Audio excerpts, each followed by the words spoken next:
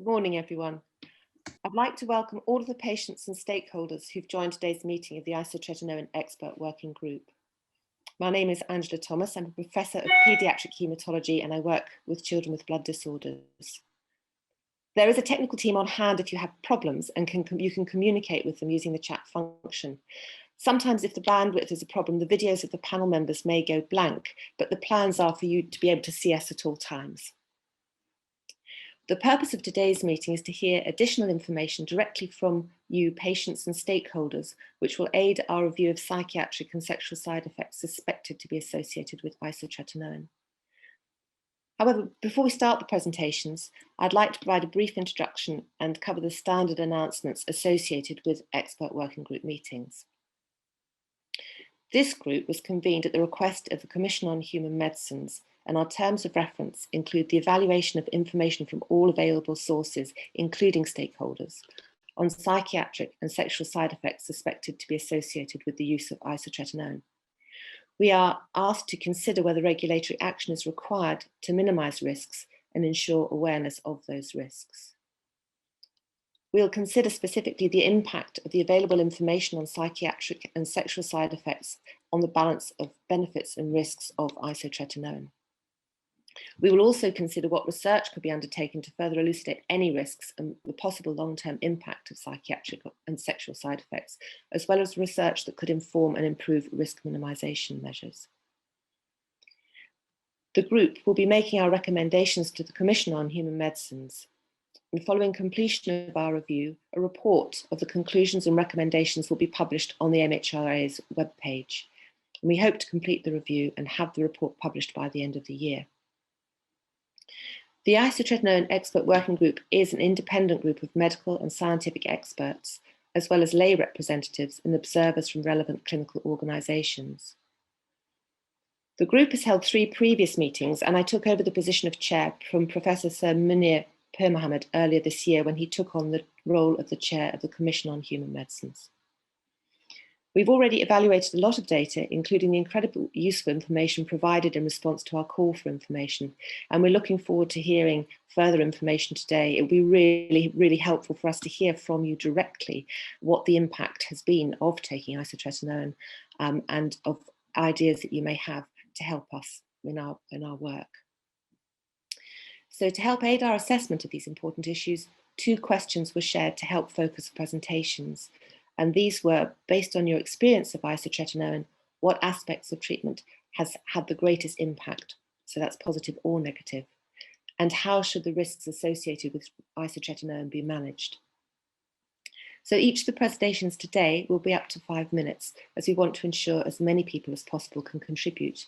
We were really pleased with the response to the call for information, and as so many people have responded and wanted to present, the meeting will be held in 3 separate meetings over 1.5 days. Everyone should have received guidance note, and we hope that those of you who wish to are able to attend the preparatory meeting earlier in the week. As I said at the beginning, if you're having any difficulties, please use the chat function and the MHRA team will help you. Messages sent via chat can be seen by members of the group and MHRA staff, but not by other attendees, so it's private between you and the staff. The MHRA team will review the comments in the chat, and anything appropriate we can read out during the meeting. So I wish to remind everyone that the proceedings are confidential and should not be disclosed or discussed outside this meeting. This is not a public meeting, and only those who registered to attend were invited and provided with joining details. We recognise that sensitive issues will be discussed, and we wish to protect your personal information and ask that everyone is treated with courtesy and respect. As you're aware, the MHRA are recording today's meeting. The recording of any of the meeting by any attendees is prohibited, so please do not use any audio or video recording devices during the meeting. You're able to see the members of the group, so long as the bandwidth is okay, as I've explained, but you'll only be able to hear and possibly see the other attendees when they're giving their presentations. Thank you to everyone who's completed their consent form.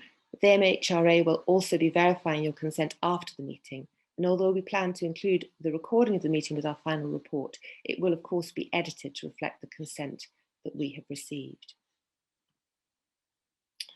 The members of the isotretinoin expert working group have been asked to declare any personal interest in the products containing isotretinoin, which may be sold in the UK.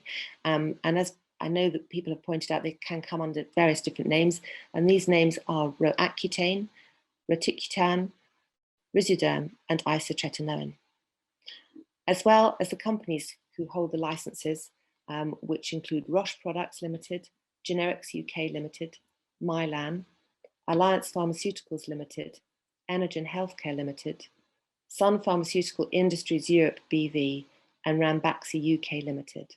So we've asked the experts to declare any interests, which were last reviewed in July 2021. I can confirm that up to today, none of the group holds any interests which would debar them from participating. So if anybody has any further interest, if they could let me know now. Okay, thank you. So we've received apologies from 4 members of the group, which will be noted in the minutes. And so now we come to the important part of the meeting, the meeting part of the meeting where you are able to present and tell us some of your experiences of isotretinoin.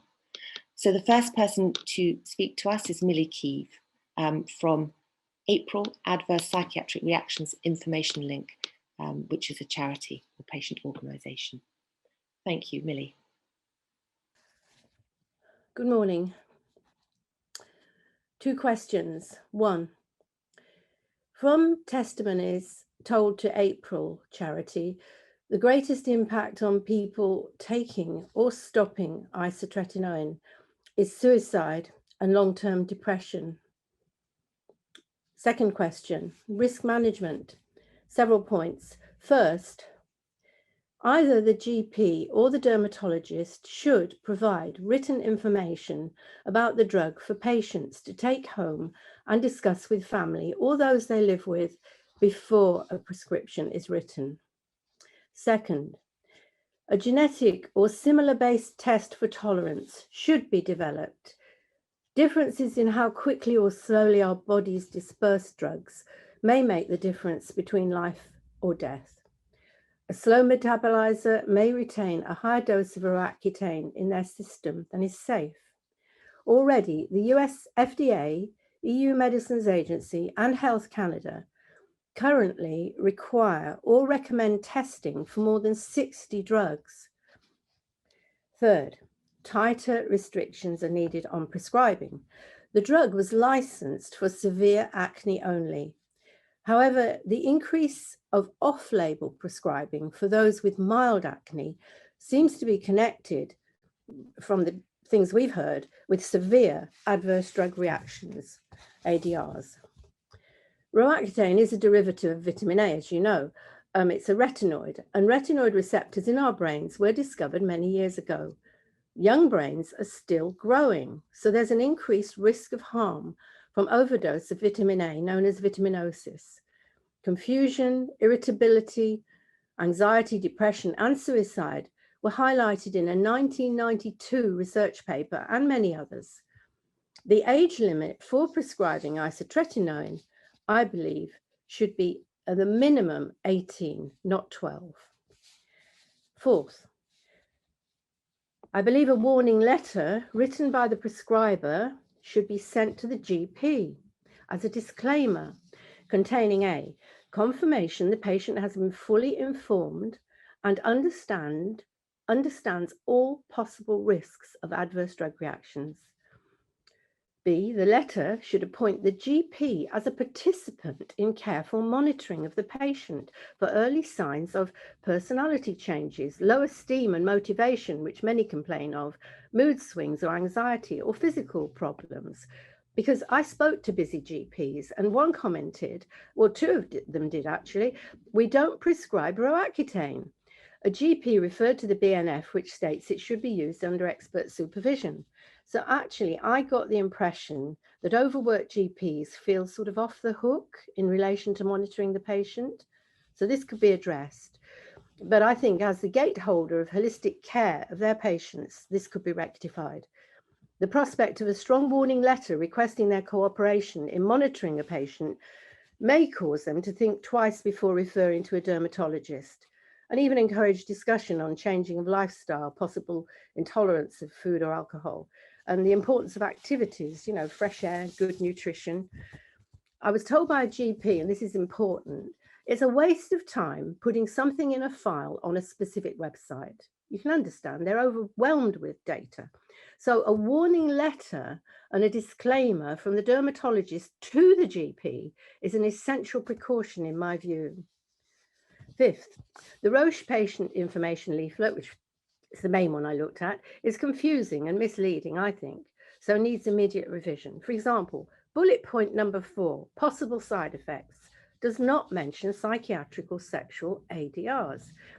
There's a separate heading, advice for men, but it does not mention erectile dysfunction or anything about sexual dysfunction.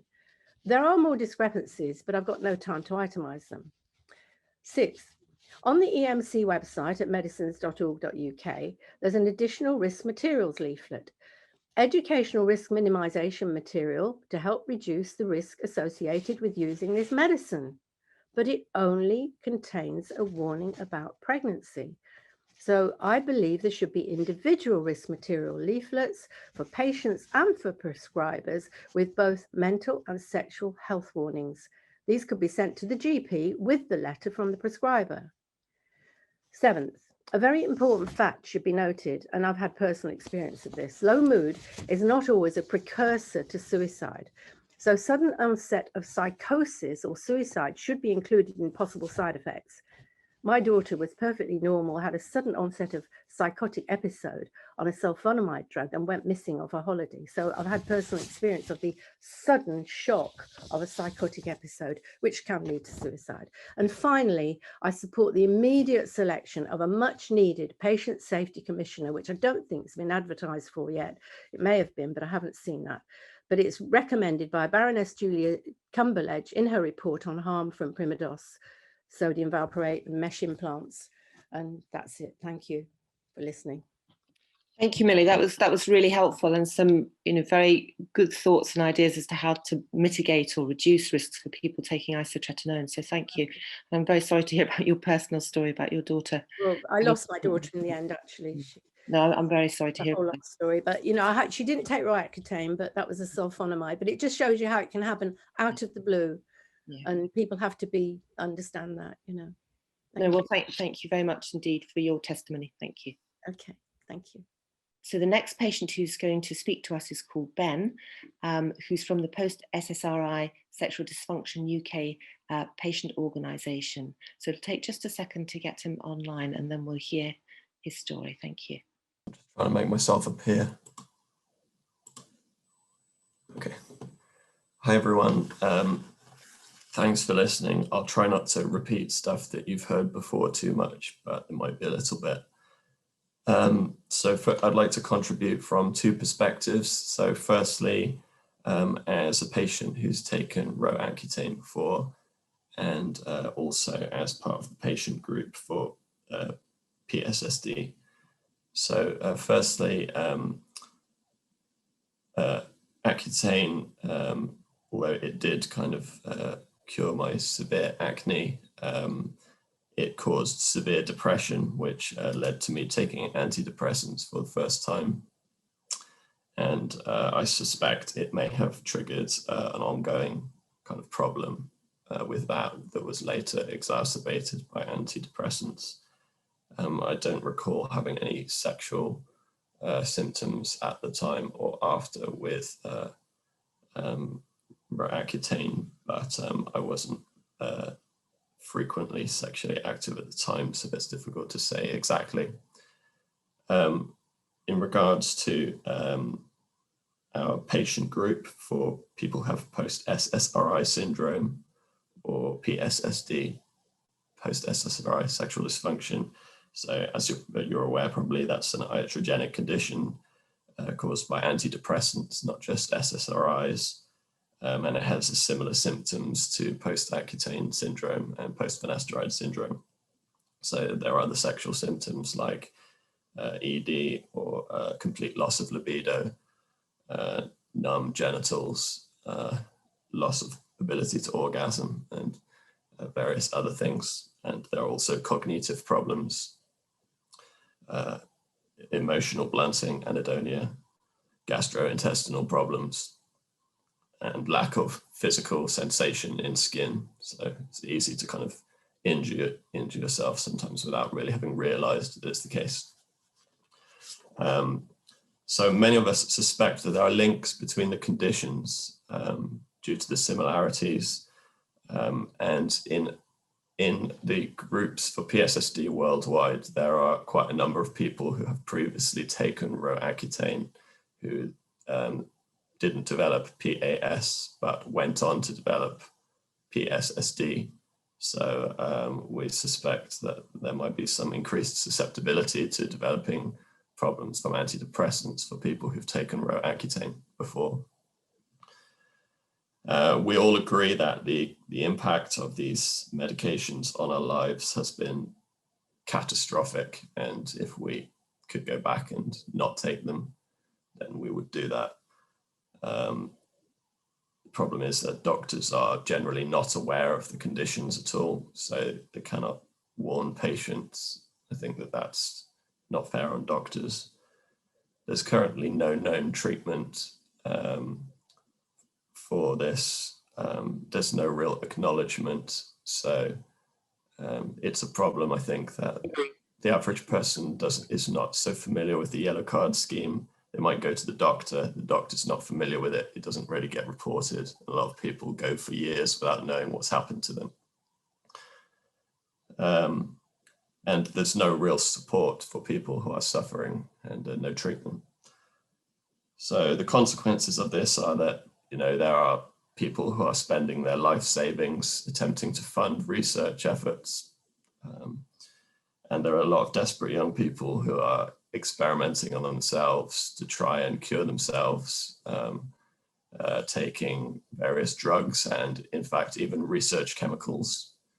There are many groups online of people doing this, and it's because they've been to ask for help and they've been turned away, basically, and told that what's happened to them is not possible because the drug is safe. And there are many suicides as a result of people having the impression that nobody cares and that nothing is happening. So currently, this is just some recommendations for action. Governments in Canada, Germany, and Italy are already working with universities and with our partner organizations to try and to address the issue and to get some research going and to improve the warnings that are given to patients and to try to support people. So we'd like to invite relevant people or organizations that you're affiliated with to work with us and to work with those groups and those government organizations to cooperate on this if you're willing. We think that the issues with both of these drugs need to be formally acknowledged, and there needs to be better warnings for all doctors and patients regarding the risks of long-term effects sexually and in terms of mental health. We'd like for there to be encouragement of funding to research to understand what causes this in some people, and to try to find a treatment or a cure. And we would hope that pharmaceutical companies could participate in that, given that they've been approached to about this and they've ignored those requests. And we'd hope that there would be some kind of some actions to support people who are suffering, so that they're not sort of left alone to deal with what's happened. So hopefully that was focused enough to be useful. And yeah, sorry if I kind of repeated too much. And thank you for listening. Thank you, Ben, very much. And thank you too for sharing your personal story and actually giving us a perspective of other people in your group who have had similar problems. Repetition sometimes is good, actually, because it helps us really understand the things which are important. So thank you very much for your talking to us today. Thank you. Right, it's the next person to speak. I just have to wait for Ben to leave the screen, I think. That's my instructions. Is he gone? Yes. So the next person to speak is Professor Anthony Chu, who is chair of Acne and Rosacea Association in the UK and has treated individuals who've experienced side effects suspected to be related to isotretinoin. Fine. Putting in context, I was a consultant dermatologist for 35 years. I ran a tertiary referral centre for acne patients and saw a lot of very difficult patients and a lot of patients who developed side effects from Roaccutane. And I, as you've heard, chair a charity for acne. And I've got 4 points I want to make, so I'll try to be brief. Number one, Roaccutane is an incredibly good drug. It's the most valuable drug we have for acne patients, but it is a potentially dangerous drug and it should be used properly. And unfortunately, it often is not used properly. So point two, you look at the data sheet, the BAD guidelines and the NICE guidelines, Roaccutane should be used in patients who have severe acne or who have failed on conventional therapy. Unfortunately, a lot of patients are now being offered Roaccutane as a first-line treatment for acne, and many have not had adequate treatment before. As a consultant, I saw hundreds of patients who were referred to me for a second opinion. These patients have been offered Roaccutane either on the NHS or privately, but didn't want it. And I can guarantee that none of those patients had severe acne. The vast majority had relatively mild acne. None of them had had what I would regard as adequate treatment in the past. And these are well documented in the NICE guidelines. There is at least one dermatologist I know of who tells patients that Roaccutane is the only treatment for acne. And if they don't want it, there's nothing else she can offer. So we're dealing with a very powerful drug that has potential side effects, but is being almost given away like Smarties. And that needs to change. There needs to be a change of attitude by dermatologists. Point three, patients are frequently not adequately counseled about the side effects of Roaccutane. Almost invariably, patients are told, oh, you'll get dry lips, you'll get dry skin, and that's about all.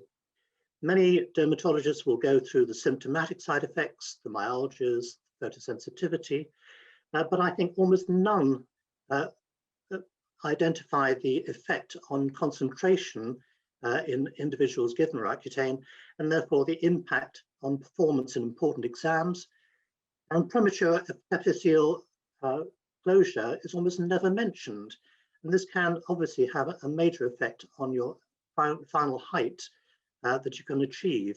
And I've had a number of patients who have become severely depressed because they've never achieved what they regard as being their optimal height. The rare side effects of Roaccutane are almost never mentioned. And if they are mentioned, they're often put down as being unimportant. I've seen a number of patients who have brought up the possibility of suicide with Roaccutane with their dermatologist, and they've been told, oh, it only happens in patients who are severely depressed. It won't happen with you. And unfortunately, because these patients regard their dermatologists as being knowledgeable and they believe them, then they'll go ahead and take the drug without really understanding the risks. We've already heard that Roaccutane can cause severe depression, and there's no doubt that that occurs, and there's good scientific evidence behind that. And I'm sure you'll hear a lot about that today. But the suicide with Roaccutane does seem to be an acute idiosyncratic reaction. The first speaker mentioned this, and in my experience, and I've counseled a number of parents who have lost children to suicide, this does seem to be the case. These people do not have preceding depression, they have no mood swings, they suddenly go into a morbid depression and they kill themselves. And often the suicide is not a pleasant one, it's hanging, it's jumping off a cliff, it's driving their plane into a building. It's not a simple overdose with drugs. Sexual dysfunction, we're essentially castrating our patients. Men develop erectile dysfunction, they become impotent, and this can be lifelong. Women lose libido, they don't enjoy sex.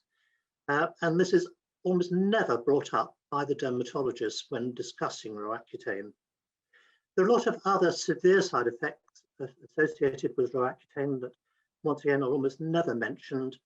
The severe bowel disorders, the acute severe reactions that you can get, and also the fatigue syndrome.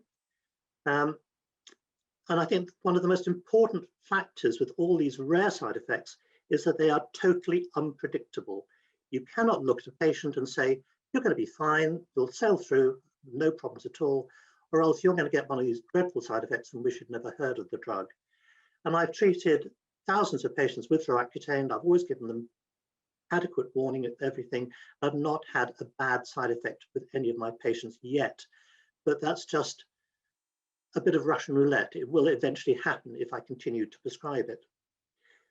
Point 4, women of childbearing age have to sign a consent form that they realize that Roaccutane can cause damage to an unborn baby, and they must not get pregnant while taking the drug for 4 weeks after.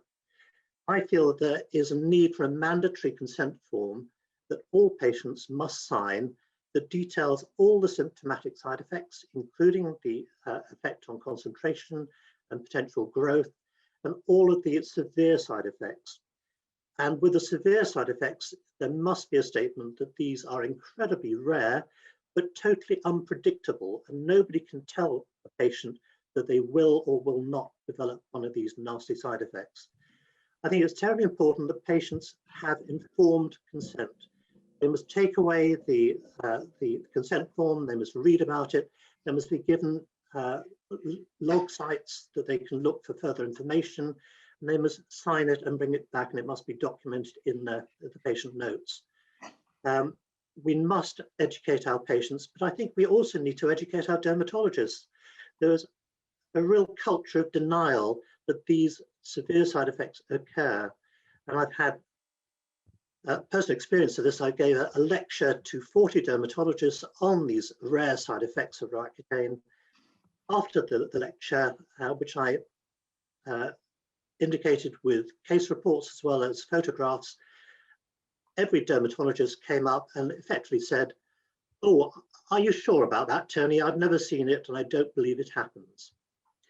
Anyway, I hope that helps. I think that is a real pressing need for things to change with Roaccutane. Thank you very much. Thank you very much, Professor Chu.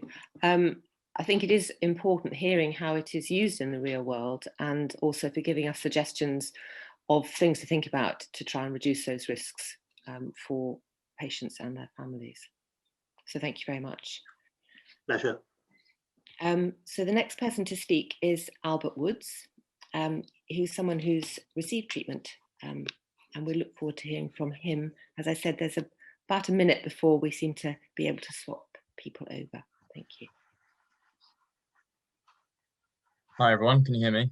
Yes, you've appeared much faster than the other two, so well done. Oh, that's good. Okay. So I'm just going to launch straight into my presentation. Regulators are failing the young. Is it not your duty to protect the public and children above all?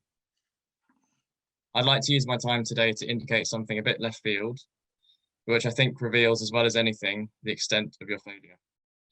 I want to talk about YouTube beauty bloggers. So I work as a carer for vulnerable young people, and I'm especially aware through my work how focused today's children are on the online world.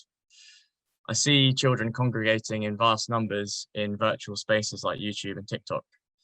The faces they watch and the voices they listen to on these platforms are, more than anything else, what they use to make sense of the world around them. For young women and girls, so-called beauty vloggers are a particular point of focus. Beauty vloggers, for the uninitiated, create and present video content relating to fashion and cosmetics. There is an abundance of these vlog channels on YouTube. The most popular have several million subscribers, which means several million followers. And effectively, they become professional operations with the vlogger pulling in ad revenue and sponsorships. But there is at least the appearance that it's open to any young girl with a webcam to become a creator. Thus, there develops a high level of identification between audience and vlogger. There's a sort of virtual sisterhood where vloggers regularly express love for their audience, who respond in the comments with similar declarations of their own. And one popular type of video content on these channels is something that's become known as the Accutane journey. And this is where the beauty blogger is taking isotretinoin and documenting their experience. The majority have only very mild acne to begin with. Accutane journeys have been published by bloggers with multiple millions of subscribers, like Mia Siyoko with 4.5 million subscribers, and Summer McKean with 2.24 million subscribers.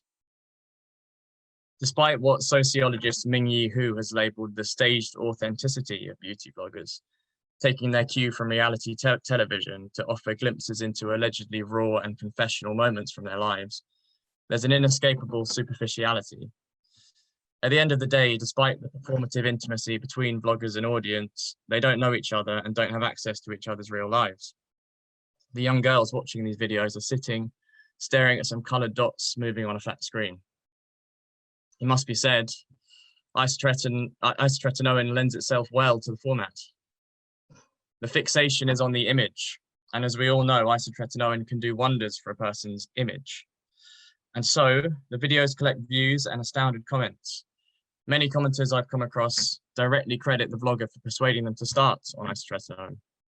Note that this is rarely because the vlogger has addressed side effects in any great depth. More often, it's because they simply like and trust the blogger.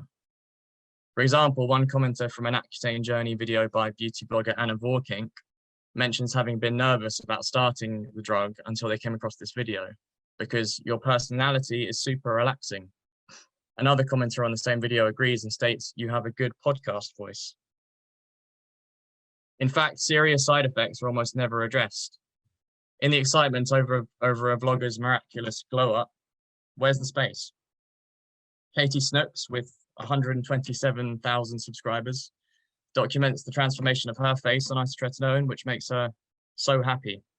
In the penultimate month of her course, in a short video relegated to her secondary channel, she describes suddenly developing IBD, which she puts down to a food allergy, maybe. Her doctor tells her it could be Crohn's. Isotretinoin might appear to be a dream come true for a generation of young girls desperately looking to make their faces more grammable. Like Photoshop, but in real life. Indeed, the Accutane journey can be a journey that leads by itself to beauty blogger stardom. As for Elaine Mock, with 377,000 subscribers, who in her videos repeatedly expresses awe at her subscriber count soaring as the journey proceeds. It's impossible to imagine a beauty blogger talking about developing sexual dysfunction. This is not the same as saying it is impossible for a beauty blogger to develop sexual dysfunction.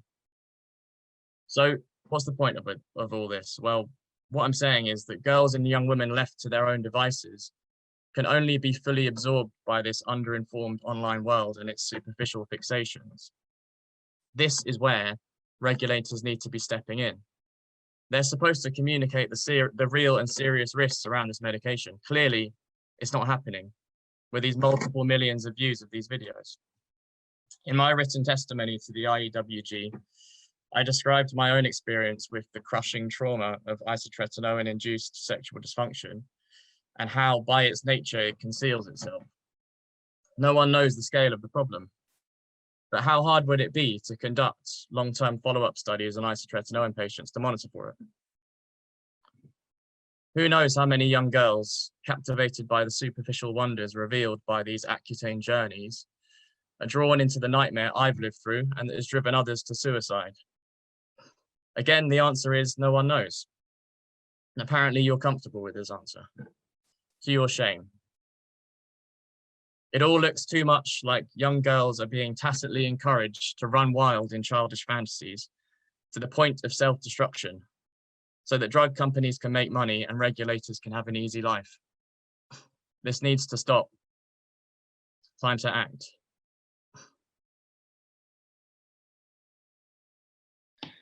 Thank you very much, Albert.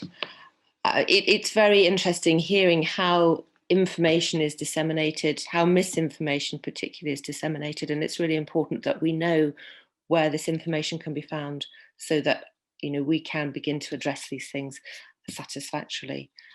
So thank you very much for telling us about your story. Thank you. So the next person to speak to us is Colette Maslach, and I know that she is there because I've read a note on the chat box to say that she's arrived. There she is. Hello, Colette. So welcome.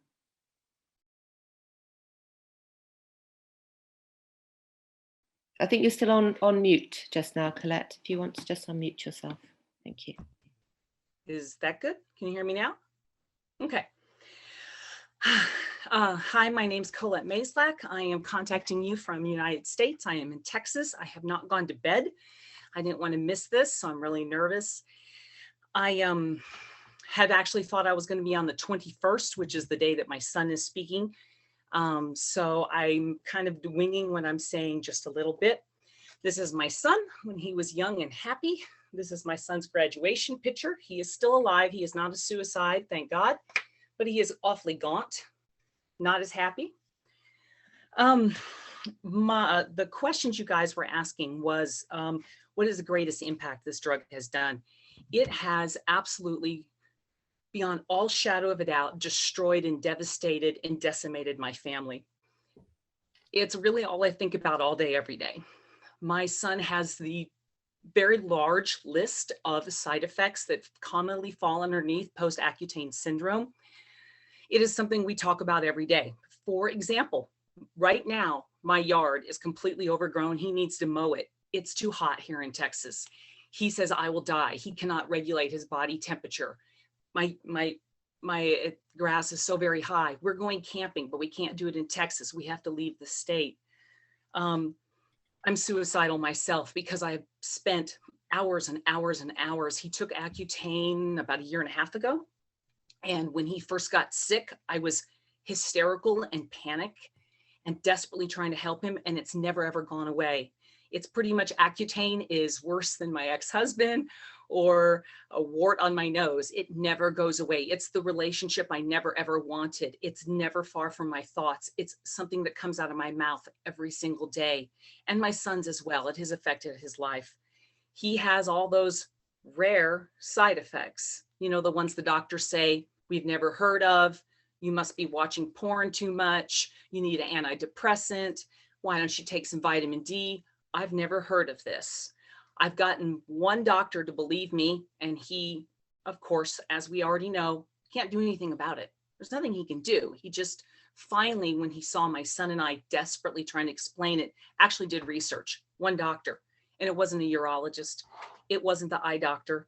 It wasn't an orthopedic. It was a general clinic doctor, including his dermatologist, who said he never heard of these issues before. My son has penis shrinkage, testicular shrinkage, low testosterone, low libido, Pyrenees disease. And I'm sorry, I'm actually a school teacher. I should be able to speak very well. So he's got all the sexual side effects, low, like I said, low libido, testosterone. He also has difficulty getting it up, keeping it up. And ironically, I'm his mom. I shouldn't know all this stuff. But he came to me with a medical issue. And of course, I desperately tried to help him. My father is a kind of a homeopath. We've all desperately tried to help, and nothing matters. Nothing matters. I'm looking at the time. It's 3.5 minutes. So I'm going to try to talk a little faster. He also has a gray spot in the center of his vision at night. He has extreme photosensitivity. He has wavy vision. We went to he has dry eyes, of course, as well.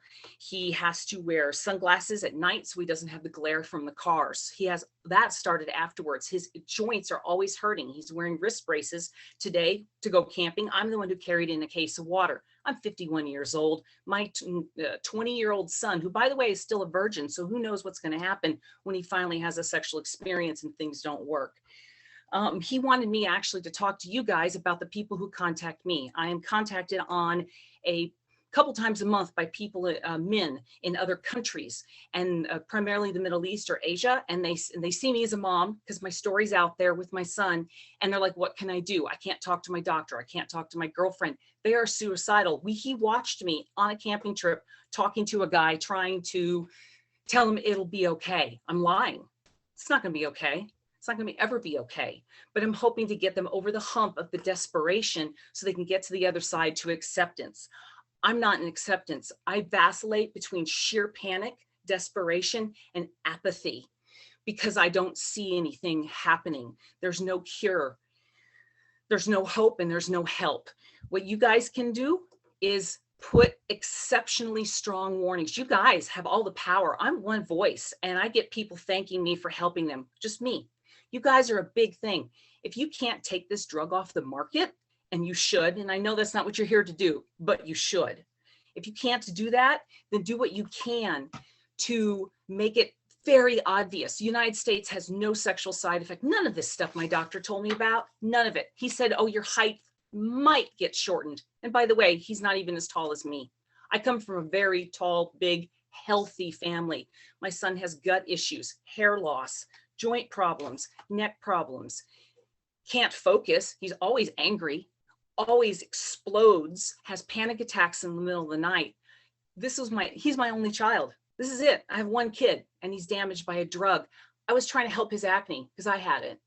I had cystic acne. I thought I was helping my son.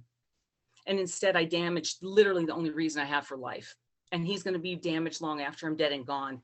You guys need to put very bold warnings on here, not suspected, possible, maybe issues. This is poison. This is Russian roulette and it's sheer poison. And the fact that it's on the market it's illegal. It's the devil. And I know I'm being dramatic, but live one day in my shoes and you'll wish you'd never heard of this drug. And I'm the one who gave it to him. I'm the one who damaged my own child. I damaged him and I can't take it back. So anyway, that's all I can say is you guys need to use your voice to speak up as much as you possibly can. I'm between depression and apathy. And I stayed up all night long so I could talk to you guys because I was afraid I was going to oversleep. And well, I think I've probably used up my time, but I thank you for your time. Thank you very much. Thank you very much for staying up and saying speaking without notes and so on. It was very, very moving story to hear, very powerful story, and we're very pleased to have heard it. There are some themes coming out from what people have said, and we can certainly take notice of those. So thank you very much indeed for doing that. That was great. Thank you. Thank you. Bye. Have some sleep now. Yeah. Okay, so I think the next person to speak to us is David Roberts, who is a family of someone who's received treatment. Here I am. Well, I'd like to thank you. Sorry, I'd like to thank you for the opportunity to present the patient and parent's perspective. I will take your two questions together. I hope you'll read my survey on the history that led to my son Ollie's suicide in 2012. What is very clear is a very divided duty of care that it currently exists, not only within the MHRA and its agencies, but issues that are outside their remit. There are currently 10 stakeholders. There are many conflicts of interest which affect how a risk is assessed, not only within organisations, but between patients and parents too. Roche, who manufacture isotretinoin, and between Dr. Werner Bolag, the Swiss scientist who discovered it for shrinking brain tumours.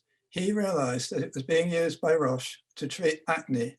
He dissociated himself from it and said he felt that using something so powerful to clear acne was like using a ballistic missile to blast a garden shed.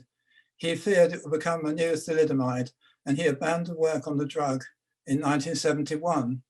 Despite this warning about how dangerous this drug is, there's scientific research since, and the many case histories you've already heard that support this.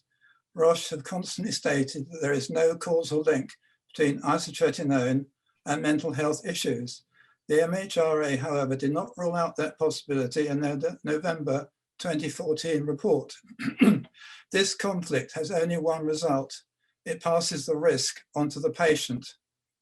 The patient with acne is desperate to get rid of it due to, in no small part, to social media pressure, which you've also heard about.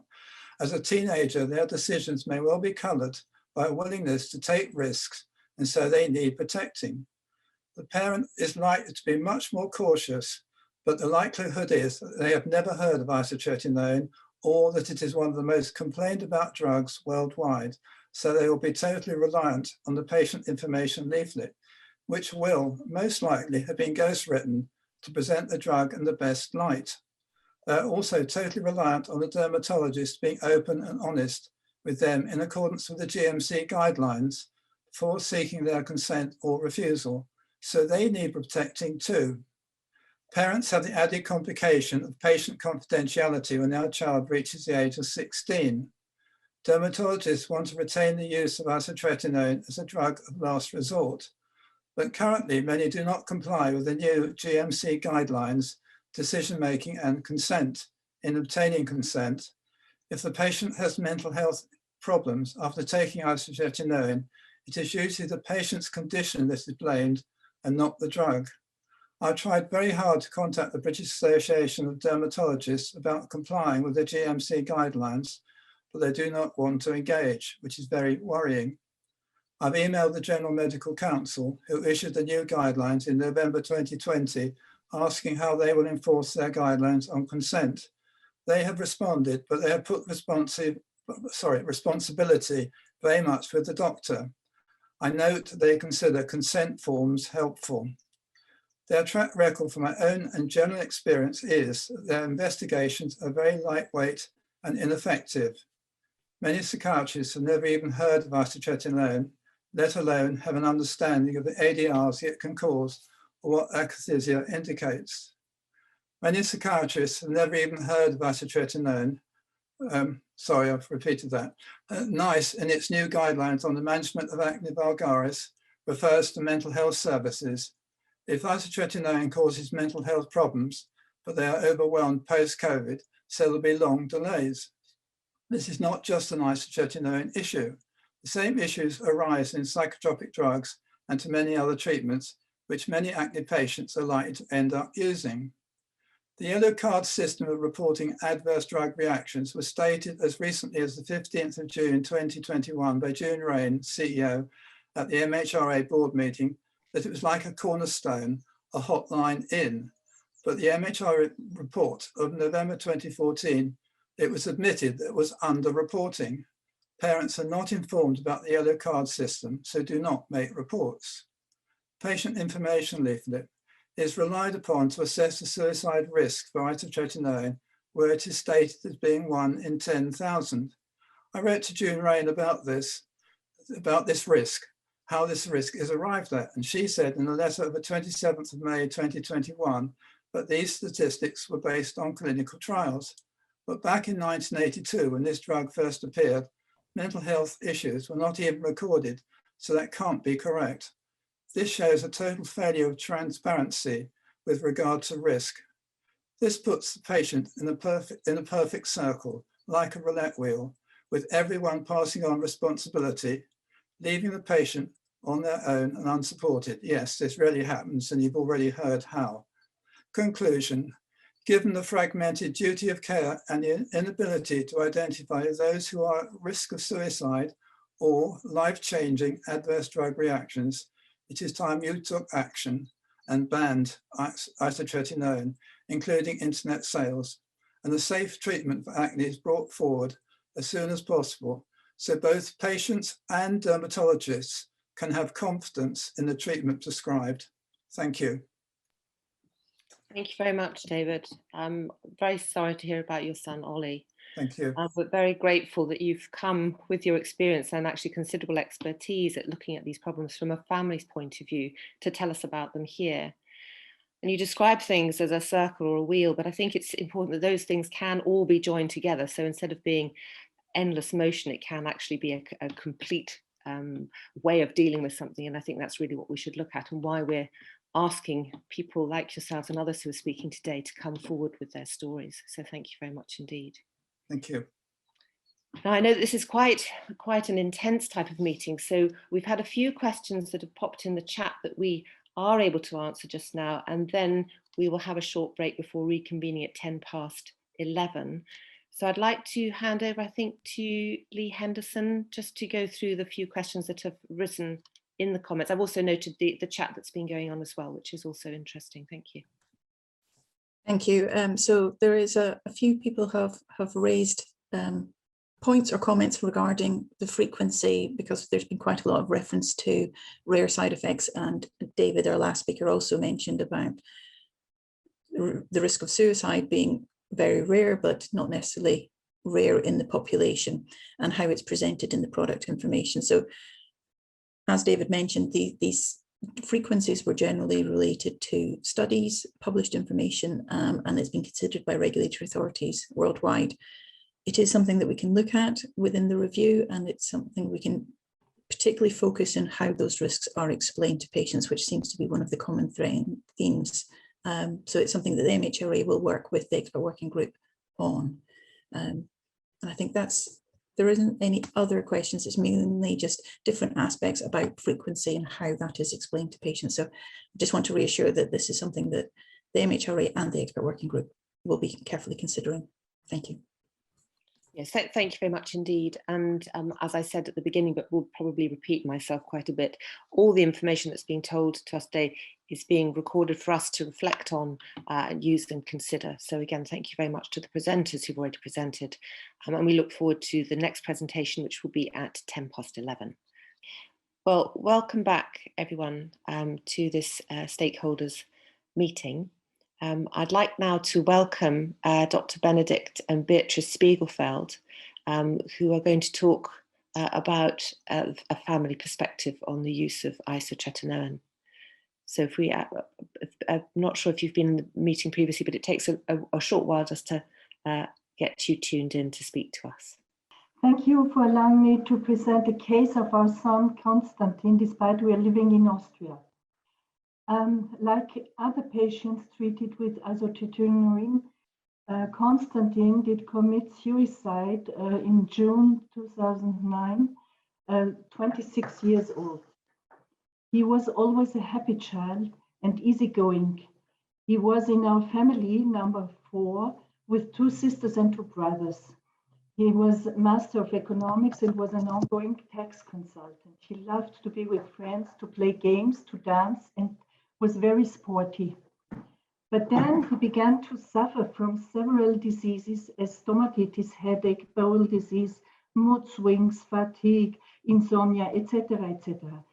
After his dreadful suicide, we found out that he has been treated by a dermatologist with isotretinoin with a total dose of 357.5 milligram per kilogram per body weight during 1.5 years. According to the leaflet, the maximum cumulative dose allowed was only 1/3, namely 120 milligram per kilogram per body weight. In case of a dose more than 120 milligram, the treatment, as the leaflet said, has not only to be stopped immediately, but also a psychiatrist has to be consulted. He had around 25 in the leaflet mentioned side effects, which were treated by the respective specialists. In his farewell letter, Konstantin said how desperate he is, and he can not live any longer without never be happy again. He apologized for his decision, which is the result of a long-lasting consideration. Nobody can live in such a way. We demanded expert opinions of various experts like Professor of Pharmacology, Professor Freismuth, the dermatologist, Professor Stingel, the molecular biologist and the Austrian Scientist of the Year, Professor Superti-Burger, and the radiologist and psychiatrist, Professor Doug Benner. The outcome was that there was no doubt that the drug was responsible for his death. Konstantin's treatment equaled to eat 500 oranges a day, what nobody can survive. As retinoids are vitamin A derivate, they are changing the gene expression, are making telomerase shortening, and finally can lead to a change of the DNA.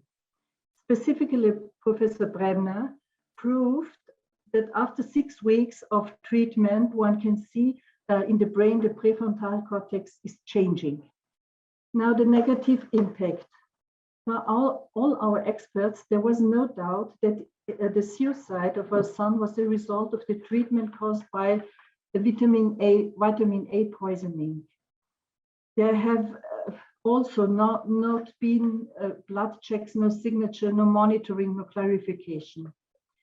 Our legal efforts against the dermatologist not have been successful, as the state attorney and the civil judge decided, based on their own experts, Professor Kasper, psychiatrist, and Dr. Leuchli, dermatologist, that there is no relation between the treatment and the suicide, and also that the treatment was completely state-of-the-art.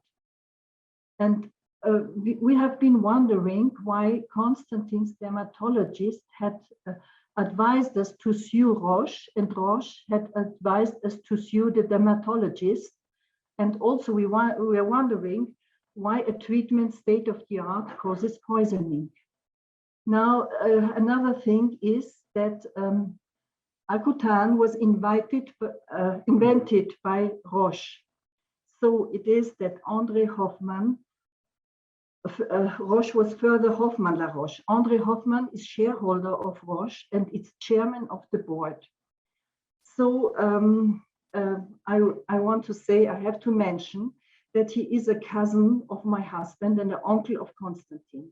Shortly after the death of our son, we spoke with him, and he explained to us that there has never been a relation between the drug and the suicide, as the drug may also be used as antidepressant. In further informations and mails, he said to me that I'm the only person in the world who believes that there is a relation between drug and suicide.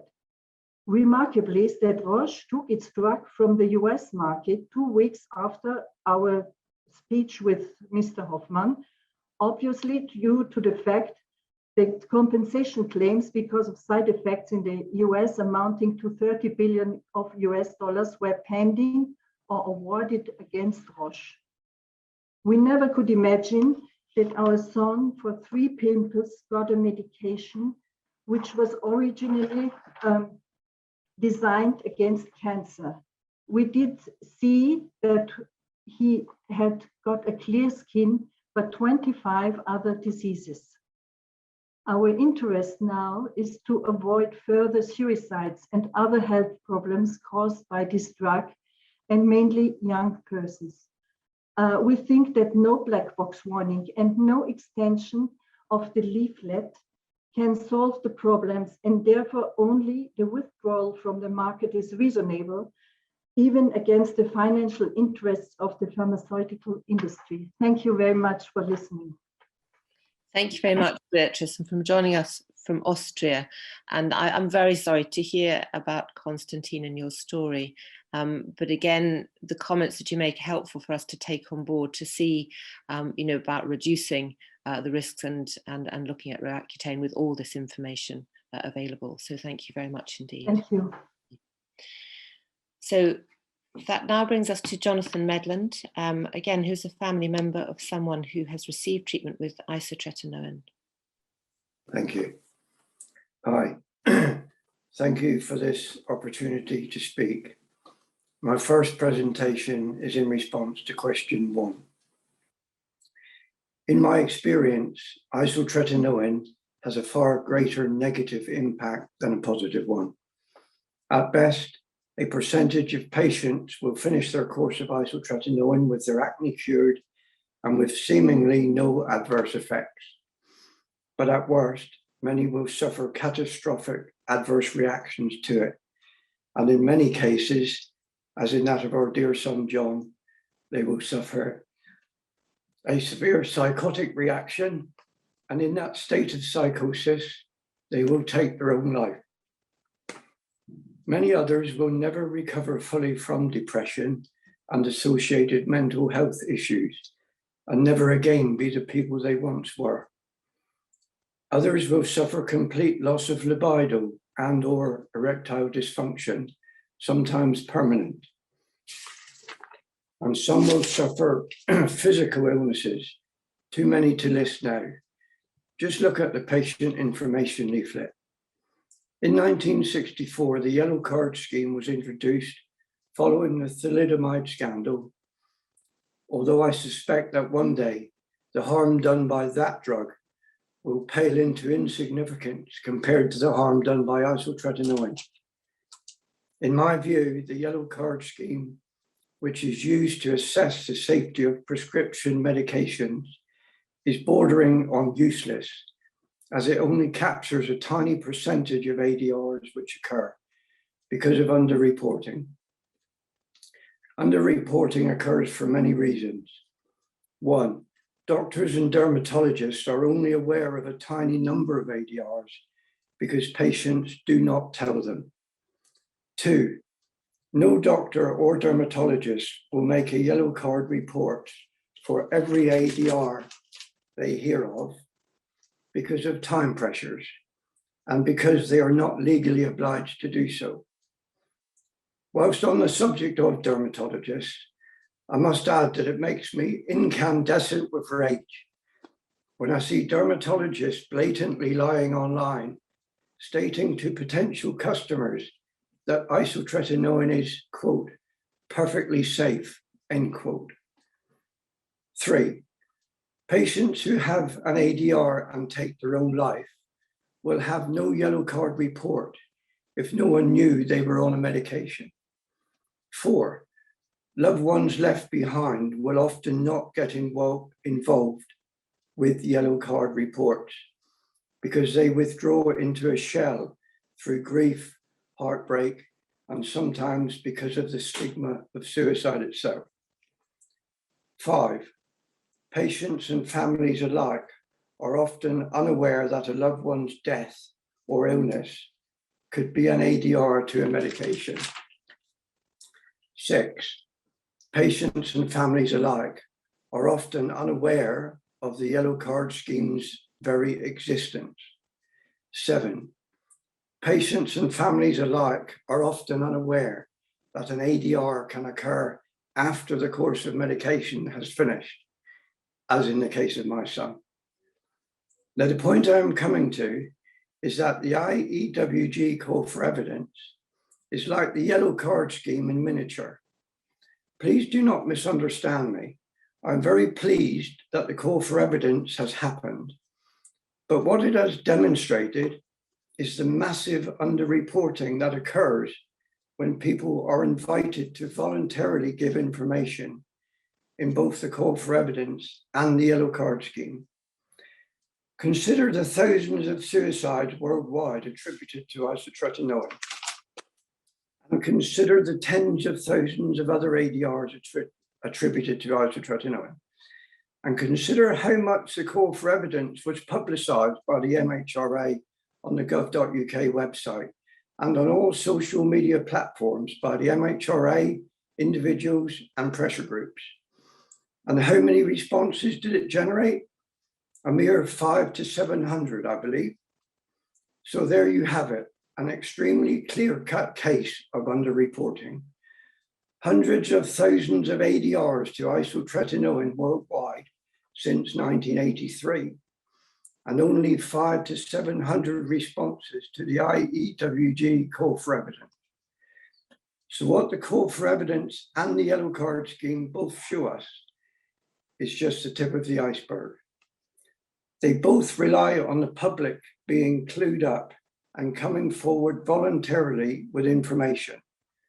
But most of the time, the public are not clued up, and neither do they often voluntarily come forward with the information. Thank you. And my second presentation Can I just ask, Jonathan, how long is your second presentation? Is it just 3 minutes, 20 seconds. okay. I was told I could make it. Yeah, no, that's fine. Lovely. Thank you very much. Please continue. Thank you. Thank you for this second opportunity to speak. This presentation is in response to question 2. It is painfully obvious that the only way to eliminate the risks from isotretinoin is to withdraw its license and withdraw it from sale. May I draw your attention to one very significant recent event? This year, when the MHRA realized that the AstraZeneca vaccine for COVID-19 was causing fatal blood clots in 1 in 100,000 people or more in people under 40 years of age, the vaccine was withdrawn from use by the MHRA for people in that age group because the risk of death by COVID-19 to people in that age group was less than 1 in 100,000. By your own figures, which I have adjusted slightly, as my dear friend David Roberts has shown that your recent calculations are flawed and inaccurate, isotretinoin causes death by suicide in 1 in 3,000 people or more, and the risk of death from untreated acne is nil. So why has isotretinoin not been withdrawn from use by the MHRA, bearing in mind that the risk of death by suicide with isotretinoin is 33 times greater than the risk of death by blood clot with the AstraZeneca vaccine? And whereas unvaccinated risk of death with COVID-19 is considerable, the risk of death from untreated acne is nil. I put it to you that the MHRA acted extremely swiftly in withdrawing the AstraZeneca vaccine because they knew that the eyes of the world were watching them very closely. And the MHRA's entire reputation as world leaders in drug safety regulation was at stake. And they knew that the public generally were very well informed through endless COVID news updates on the pandemic and the development of vaccines and their safety. In contrast to this, the MHRA have allowed the manufacture and prescribing of isotretinoin to continue because they knew that the eyes of the world were not watching them, because the public generally are not at all well informed about the risks associated with isotretinoin. Generally speaking, the only people who are clued up on isotretinoin are some of the patients who have suffered ADRs to it and their families. I implore the MHRA to withdraw the license for this heinous drug, as the longer they obstruct this from happening, the worse it is going to look for them in the long term, and the more ruined and lost lives they will have on their conscience. May I remind the MHRA that the very reason for their existence is to protect the public from harm from prescription medications, not to boost the profits of the pharmaceutical companies. Thank you. Thank you very much, and sorry to have interrupted you. Again, I'm very sorry to hear about your son, John, and committing suicide. And I very much take your point about underreporting from various sources, but that's the reason for this meeting is really a qualitative meeting. We're not sort of counting numbers here. We really want to hear your stories from you about what's actually happened, what it feels like, your experiences, so that information we can then take forward to delve further into isotretinoin and so on. So it's been very, very helpful to hear from you. Right, so our next speaker is Robert Reeves, again, a family member of someone who's received isotretinoin. What is clear is isotretinoin, if I could even say it, is killing young people. The MHRA know this already. I believe there have been around 20 deaths in a 16-month period, probably more now. I strongly suspect this number is underreported and does not include the other crippling side effects. People are not making the connection. As the MHRA have known this for some years, I can only assume that the number of deaths and illnesses is acceptable to prevent acne and spots. With a professional organisation, there must be an acceptable ratio used for this risk management. I would assume with terminal illnesses, the risk of death can be quite high, and sun cream, perhaps on the other end of the scale, no deaths would be acceptable. For acne, over one death a month must be acceptable, it being the case for a long time. I believe this is unacceptable. As already mentioned, the AstraZeneca COVID vaccine death rate in my calculations is like 170 times lower, less likely to cause death. The ratios, it just seems inconsistent to me. I'd like to address the notion that strongly warning people about the risks before taking the drug some way absolves the medical professional and drug manufacturers of responsibility. The public, myself included, do not understand medicines. What we do understand is that every drug has a list as long as you're armed with possible side effects and risks. You look at the risks associated with paracetamol as an example. The public, therefore, just assume that it cannot be that bad. Otherwise, it would not be allowed.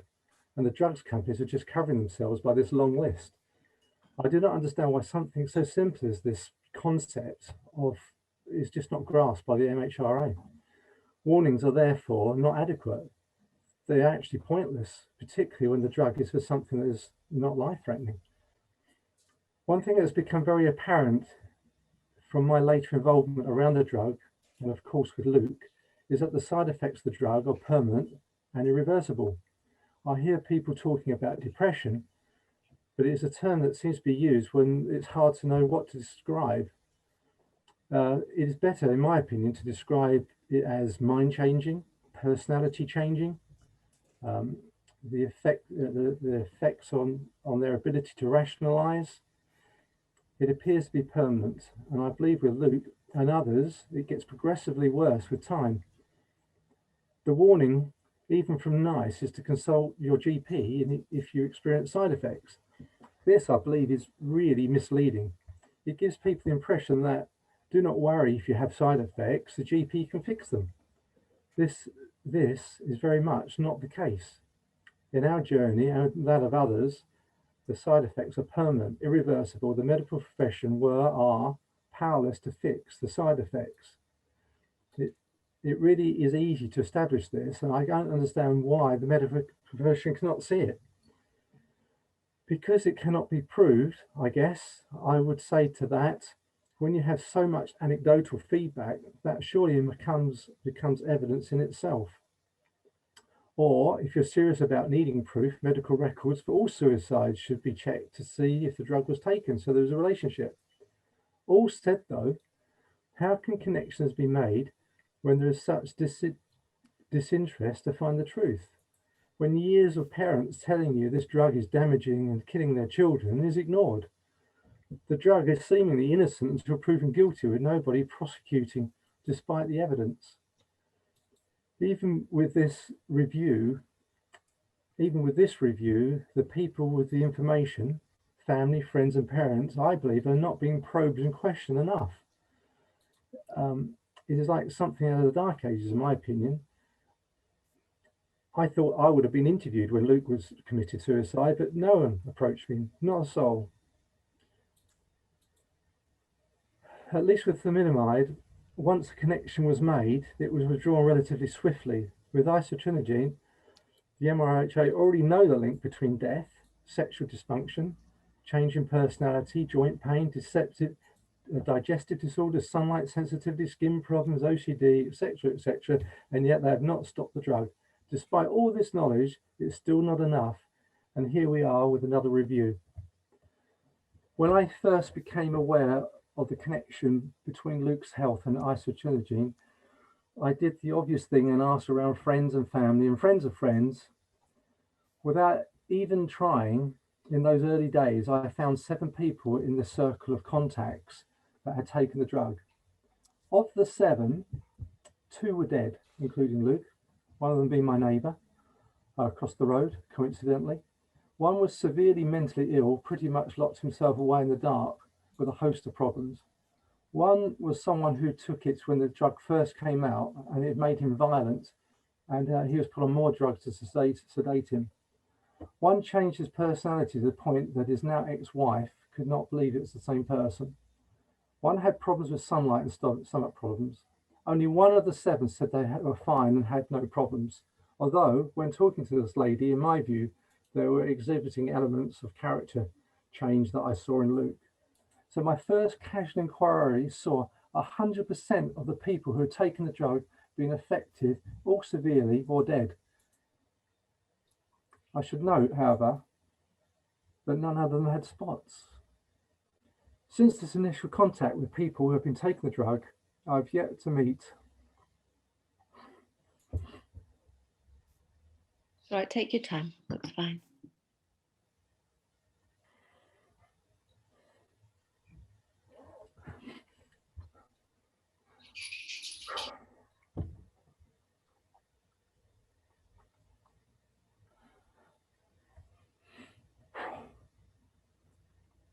I've not met anybody without side effects.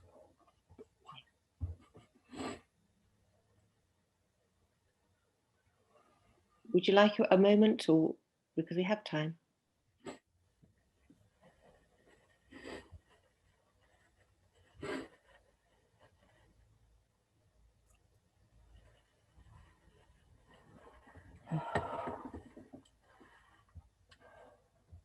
I sat with a young lady, a niece of a friend, on a boat 2 weeks ago, and she has just started the drug, and she said she's now having acupuncture for joints. I felt so sick that I couldn't tell her about Luke. I want to make one last very important point. The recipients of the drug, unless they've got something really physical going on with them, do not know their reasoning and personality has changed. It's no good asking them. Luke never accepted the drug. I've done anything to ruin him.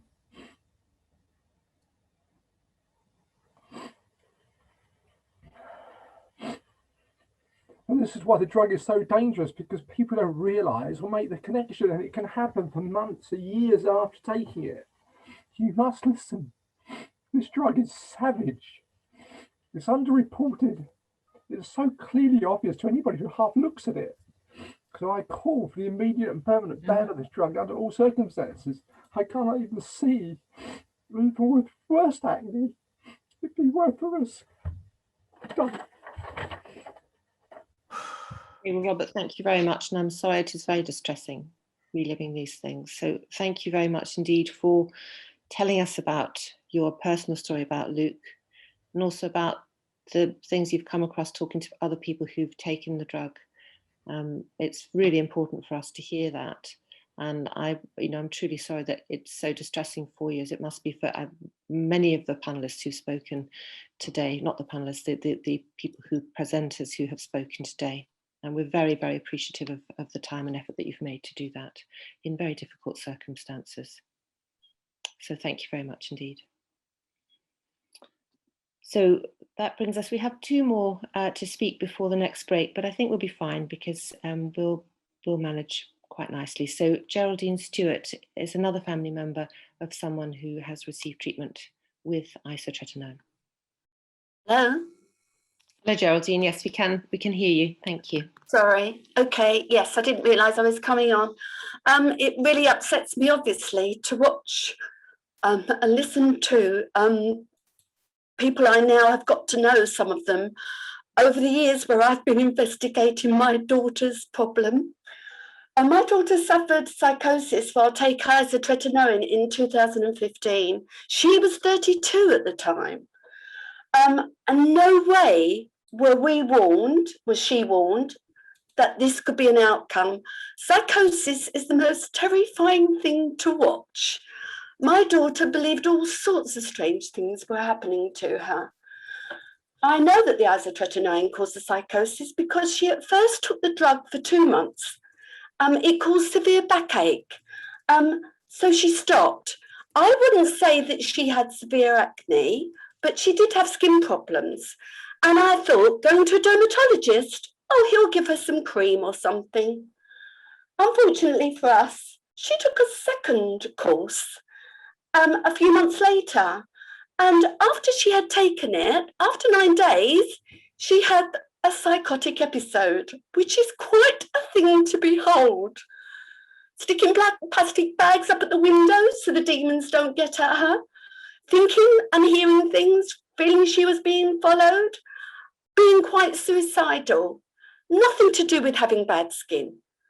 People who feel low because of bad skin don't experience psychosis. The dermatologists, GP, and mental health practitioners were ill prepared and at a loss to help. This caused family devastation for years. It was 18 months before a psychiatric consultant was able to give her some help, which unfortunately meant taking more drugs. He knew this was drug-induced psychosis. He knew that isotretinoin could do it, but he didn't want to put it in writing. I wonder why.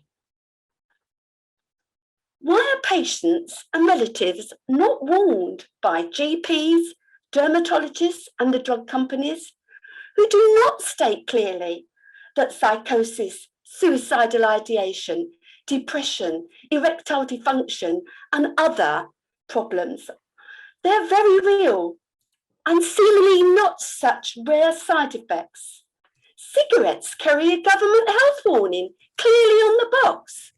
Why doesn't isotretinoin? It's like Russian roulette.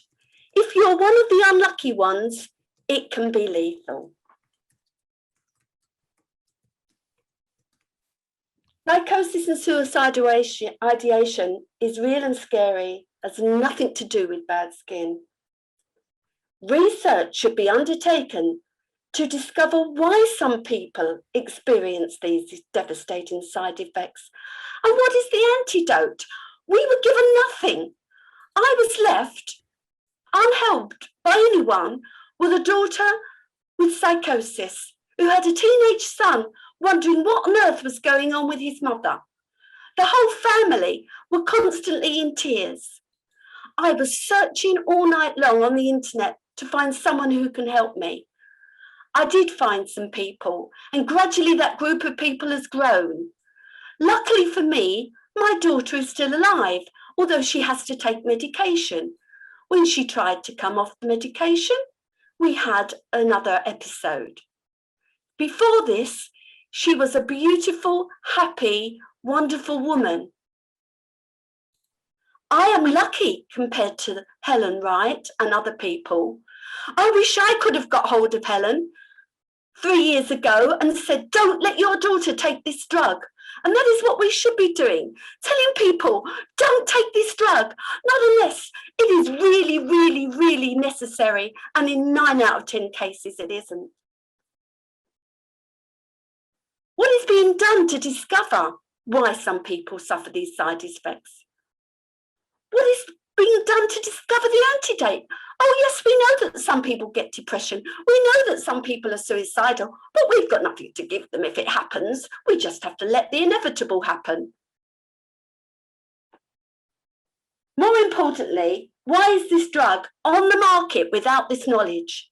How can you let this drug be given to people knowing that these side effects might happen? And if they do, we've got nothing to help them.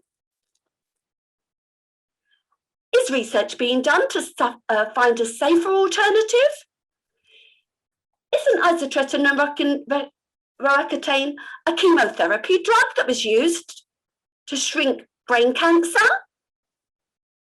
Is this really the drug we should be using for our skin? Isn't there something better? Is it acceptable to let these young people take their own lives and not be able to help them? And how many people have taken their life and nobody knows whether they've taken this drug or not? My daughter was 32. She might not have told me what she was taking, but we have a very close relationship and I knew what was happening to her. I knew she had drug-induced psychosis. And I had to shout at the medical team, shout at the GP, shout at the dermatologist, shout at the psychiatric team for help. It isn't enough to just say some people may suffer rare side effects. It's not enough. It's not acceptable. Thank you. Thank you very much, Geraldine, for your powerful testimony there. There are some themes which are emerging from many of the presenters. And as I said, we're noting everything that's being said so that we can make sure that we can advocate for you and include your thoughts and concerns and so on in our deliberations for this committee. So thank you very much. That actually brings us to the end of the second part of this meeting. I've been monitoring the chat to the panelists from the presenters and those listening, and I've noted the comments. There aren't any specific questions, but I do note the comments that have been made, and they will be taken into account in our deliberations. So thank you for sending those in. So thank you so far to all the presenters. We have 3 more after the break, and I suggest, as there are only 3 more, that we take our full 10 minutes. So if we come back at 12 minutes past 2, I hope that's not too complicated. So I'll see you all in 10 minutes. Thank you very much. So welcome back, everybody, to the third part and last part of our meeting this morning. I'd like now to move on to ask Alexander Elliott to speak to us. He also has received treatment with isotretinoin. So thank you very much for the invite. So yes, I'm responding as a patient. I want to start by briefly highlighting that I've had no sexual side effects or any known psychiatric side effects or a worsening of psychiatric side effects since being on this medication. I was referred for 2 courses of treatment for isotretinoin. The first time round, I found there was a lot of barriers because of my mental health conditions. I've recently been diagnosed with borderline personality disorder and anxiety. The doctor was very reluctant to put me on isotretinoin, even though every other treatment had not worked. I had tried topical cream after cream, and I felt like there was resistance at every turn, which made me feel very low, actually, as I was being told at school to put my head in a bucket of clearest seal, and my acne was weeping several times a day at school. So I was eventually put on isotretinoin, but at much lower dosage than usual for my age and weight. But overall, I had a really positive experience, and the medication helped reduce my acne, which in turn increased my confidence and then my mental health. The second time round I had treatment was only a year or so after having been sectioned in a mental health hospital. And I found the doctor this time round to be much more caring and understanding, really taking me as an individual. I remember the doctor that morning, and actually I had read the same news article on the BBC talking about isotretinoin and how this medication can cause mental health side effects or a worsening. But he also really valued that this medication can also improve mental health due to acne clearing or being significantly reduced. So I filled in questionnaires about my mental health, and at each review I was asked about my mood and whether I felt the medication had any part to play in this. Even though my mental health conditions were probably at the worst point when I went on to the second course of isotretinoin, not suicidal, but feeling very helpless and under the community mental health team, the doctor I saw linked in with my GP, and they both felt assured that I would let them know if my mental health took a decline. As I said, whilst isotretinoin has not completely cleared my acne, it has stopped my acne at the time, and further outbreaks have now been very minimal. I've not had any known side effects at all on this drug, apart from very dry skin, which I believe is normal for this medication. So I just want to make it clear that I feel just because somebody has a history of mental health does not mean that isotretinoin will necessarily make their symptoms worse. I do obviously appreciate that for some patients this can occur, and that therefore I think it's about managing the risks rather than I feel banning this drug. So in terms of managing these risks, I think the manufacturer should set up and publicise through information sheets a 24/7 helpline where patients can go, as well as family members, if there are concerns to do with any aspect of the drug. The manufacturer could be made to report anonymous statistics to the Department for Health so they are kept in the loop. I'm not sure how practical this suggestion is, but it seems to me that the manufacturer should be taking some responsibility for this drug. I'm not saying this is a replacement for GPs or doctors, but if there are family members, they quite often notice these changes. of the person on this medication. And being on this drug, it's not a case of seeing your doctor every day. So I really feel that this could be beneficial. As well as this, ensuring GPs give records of a patient's mental health as mandatory to the dermatologist, putting a warning on the box about possible mental health side effects or a worsening, like there are already warnings about pregnancy and using isotretinoin, and for a mental health symptom checklist for each visit to go along with blood tests, so we could really take advantage of technology, would be beneficial. So to conclude, isotretinoin, in my view, is a very good but powerful drug. It can improve someone's mental health because it actually clears or significantly reduces acne. So I really want to repeat that I don't want to see this medication go down the line of becoming too hard to get due to worries about mental health or making people think it's not worth jumping through the hoops. And I think it's about managing those risks. So I think follow-up appointments, even virtually, would be great. I've listened to others today. I amended my presentation in the break a little bit, and I completely appreciate views against using this drug. But I believe for people who have had bad acne and have tried every other treatment possible, this drug still has a key role to play.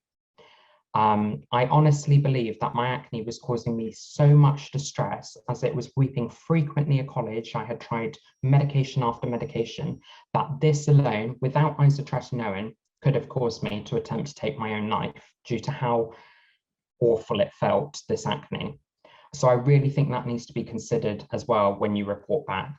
Thanks to isotretinoin, I am now much more confident in myself and can go to the gym, go and socialize and lead the life I want to live, as acne previously has stopped me going out. Thank you. Thank you very much, Alex, for telling us your story, which is interesting actually, because it brings in lots of aspects of what we've been talking about. I note quite a lot of chat in the box, and as I've said, we will take all that chat into account in our deliberations and thoughts. The last speaker today is not able to attend, but will be able to attend on the 21st, so we'll still be able to have their voice heard, which is good. So I'd like to wind this meeting up by thanking everybody who has presented, people who've attended and listened, people who've responded in the chat to what we've said. As you know, the meeting is recorded. There has been consent, so we know who has given permission or not to be recorded.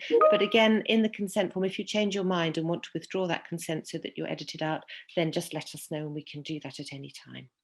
So I will close the meeting now, but thanks again for all who've attended and for the work that you've put in, and the bravery to hear those stories fresh from you directly has been very, very powerful. So thank you very much indeed. Thank you.